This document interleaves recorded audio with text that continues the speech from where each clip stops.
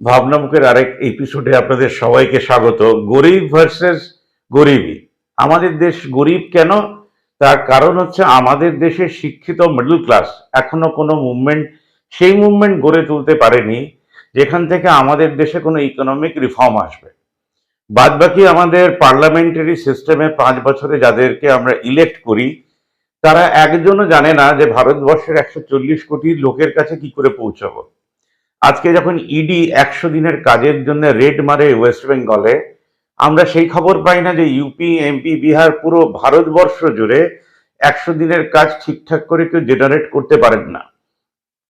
বাংলা সেখানে আর একটা step ahead গেছে, 100 দিনের কাজ পারে না, সেখানে আবার 50 দিনের কাজের আমরা অ্যাসিওরেন্স করছি।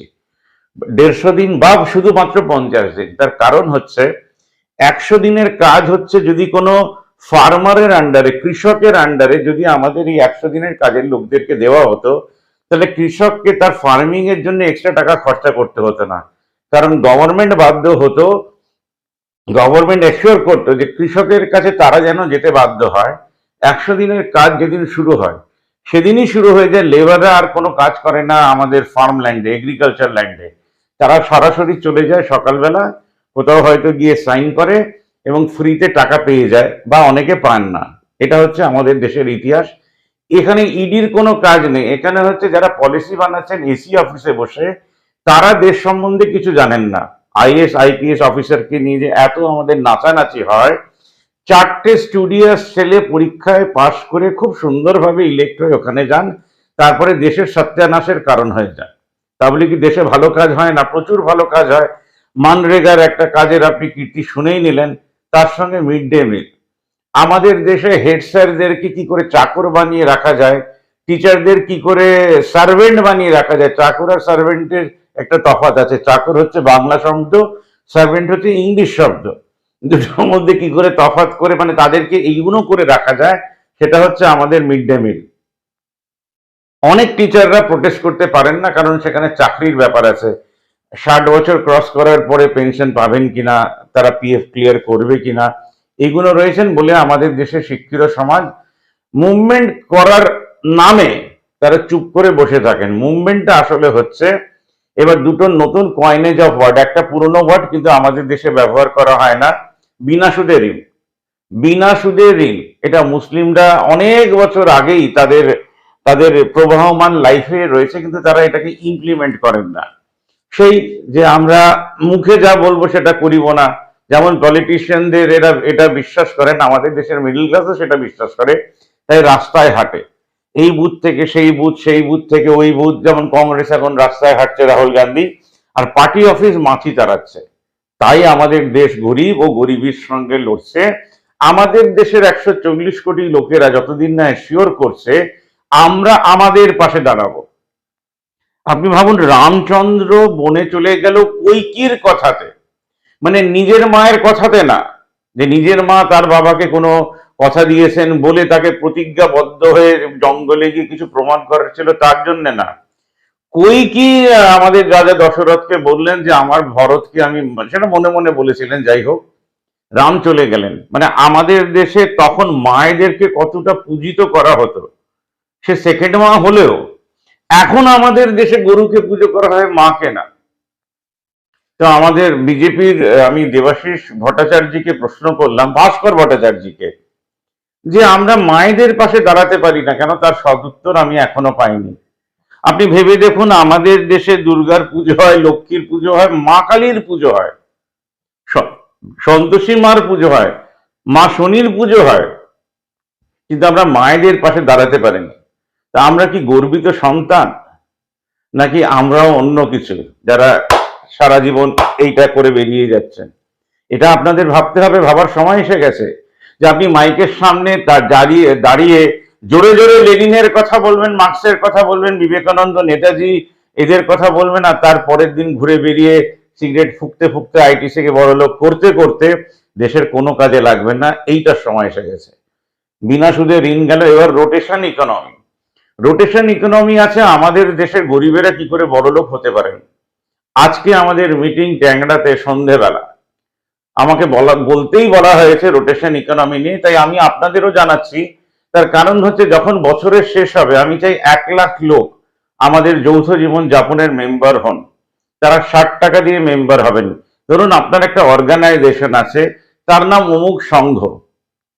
তো অমুক সংঘের 100টা লোক যদি না থাকে, পাড়াতে লিফলেট দিয়ে 1000টা লোক করার চেষ্টা করবেন। এবার 100 100 করে ইউনিট বানিয়ে নেবেন, তাহলে রোটেশন ইকোনমিটা বোঝাতে সুবিধা হবে। রোটেশন ইকোনমি হচ্ছে আপনি 100 টাকা দিলেন, 100টা লোক 10,000 টাকা হলো, 2,000 টাকা জমিয়ে রাখলেন, 8,000 টাকা বিনা সুদে, 1,000 টাকা যেহেতু সে 100 টাকা দিয়েছে, প্রথম মাসে 1,000 টাকা ঋণ দিয়ে দিলেন 8 জনকে, পরের মাসে আবার 10,000 টাকা উঠলো, আবার 20% জমালেন। এবার যারা ঋণ নিয়েছেন যে 8 জন, তারা 200 টাকা করে ফেরত দেবেন। তার মানে 1,000 টাকা নিয়েছেন 5 মাসের রিটার্ন, তার মানে 5 মাস পর আবার তারা ঋণ পাবেন। এইভাবে ঘুরতে ঘুরতে 100 জন কমপ্লিট হওয়ার পরে আবার সেই রোটেশনের প্রথম যে 8 জন ঋণ পেয়েছিল তারা পাবে।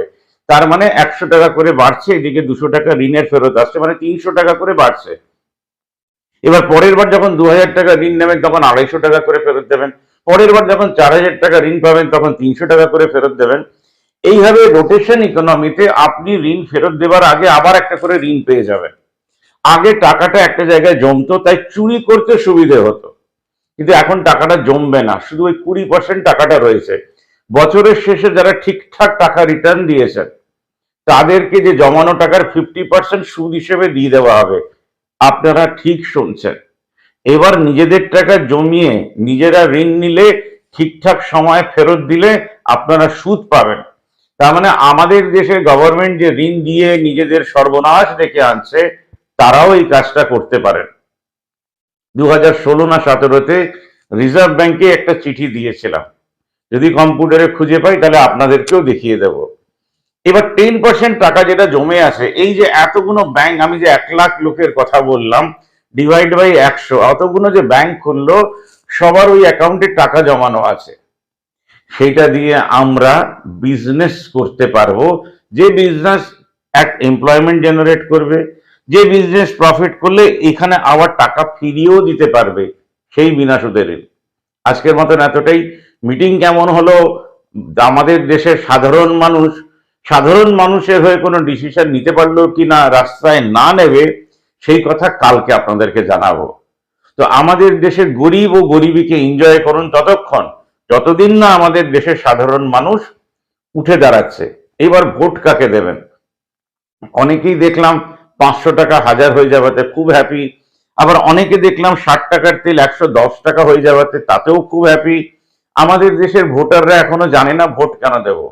আপনার বাবা মার পাশে কোন সিস্টেম দাঁড়াবে, যদি এটা ঠিক না হয়, তাহলে যাকে এইবার এনেছেন 5 বছর পরে তাকে ঠেলে ফেলে দিন, একদম সম্পূর্ণ সম্মতভাবে আমাদের দিল্লির গভর্নমেন্ট থেকে সরিয়ে নিন, তাহলে আমাদের দেশে চেঞ্জ আসবে।